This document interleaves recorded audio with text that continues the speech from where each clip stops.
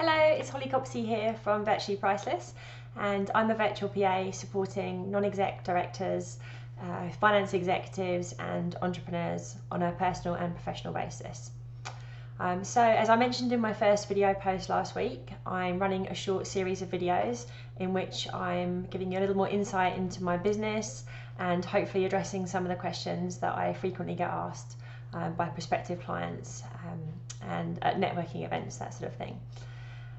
So today I'm going to be talking about my career path to launching my business in 2018 and touching upon the types of tasks that I undertake for my clients. So prior to starting my business last year, I was fortunate to work as the executive assistant to the CEO of Barclaycard for over 8 years, and I actually worked for 2 consecutive CEOs during this time. Firstly, Val Serrano-Keating, who was London-based, and then Amir Sajed, who actually resided in the US but travelled probably to London on average once a month or so. Now, as you can imagine, these were extremely fast-paced roles. The CEOs travelled internationally on a very regular basis.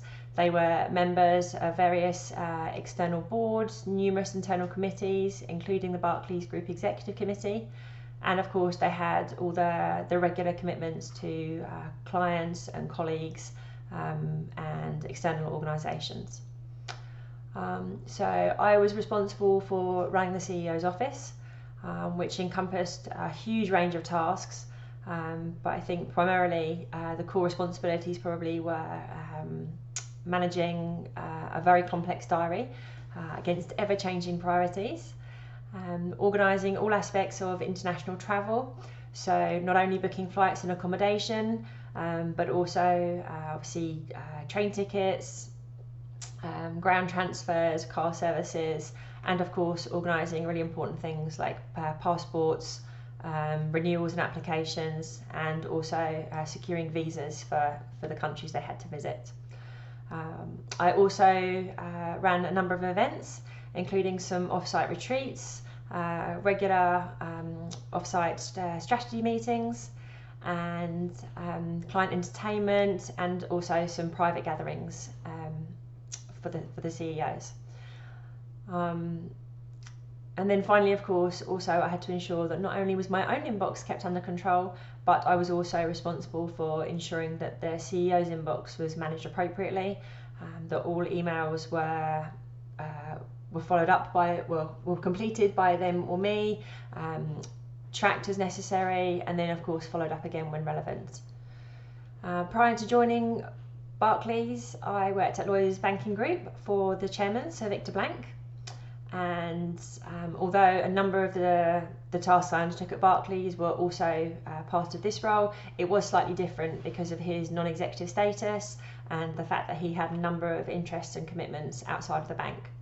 So in addition to all of those things, I did a lot of liaising with some really senior stakeholders, including government officials, regulators, some top city executives, and even some celebrities, many of whom were involved in the prestigious charitable events that he often hosted. And another task that I regularly undertook for the chairman was audio transcription. And this was something he would do on almost a daily basis when he was out and about. And then I would get handed a tape and transcribe, obviously, these things into a range of documents, including emails, letters, presentations, and quite a lot of speeches as well. Now, of course, back at that time, it was still the dictaphone, as I said, with the mini tapes. But today, of course, it's very easy for any of us to pick up our phone and be able to just, hit record and send a message to someone. So this is actually a tool that I'm going to be talking about in one of my later videos when we look a little bit more about tools for communication and ways of working, that kind of thing.